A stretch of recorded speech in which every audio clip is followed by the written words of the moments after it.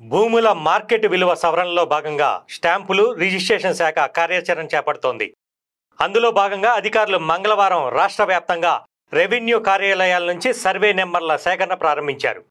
ప్రధాన రహదారుల వెంబడి అభివృద్ధి చెందిన ప్రాంతాల్లో ఉండే భూములకు సంబంధించిన సర్వే నెంబర్లు, కాలనీల వివరాలు తీస్తున్నారు. ఆర్డీఓలు, తహసీల్దార్ కార్యాలయాల్లో దస్త్రాల పరిశీలన చేపట్టారు. తెలంగాణ భూముల మార్కెట్ విలువల మార్గదర్శకాలు 1998 సవరణ అనుసరించి బహిరంగంగా అమలవుతున్న ధరలపై అధికారులు దృష్టి సారించారు. కొన్ని జిల్లాల్లో రెవెన్యూ, పురపాలక, పంచాయతీరాజ్ సర్వే అధికారులతో స్టాంపులు రిజిస్ట్రేషన్ శాఖ అధికారులు భేటీ అయ్యారు.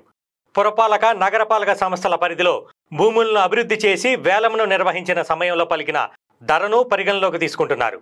హైదరాబాద్ పరిసరాల్లో హెచ్ఎండిఏ నిర్వహించిన వేలంలో వచ్చిన ధరలు, స్థలాలకు చెల్లింపు ధరలపై ఆరాధిస్తున్నారు. హైదరాబాదు శివార్లు, జిల్లా కేంద్రాలు, పట్టణాల్లో స్థిరాస్తి సంస్థలు చేసే విక్రయాల్లో ధరల అమలు తెలుసుకుంటున్నారు. వాటి బ్రోచర్లు, ప్రకటనలో పేర్కొన్న ధరలు కూడా ఒక అంచనాకి రావడానికి దోహదపడతాయని రిజిస్ట్రేషన్ల శాఖ అధికారి ఒకరు తెలిపారు.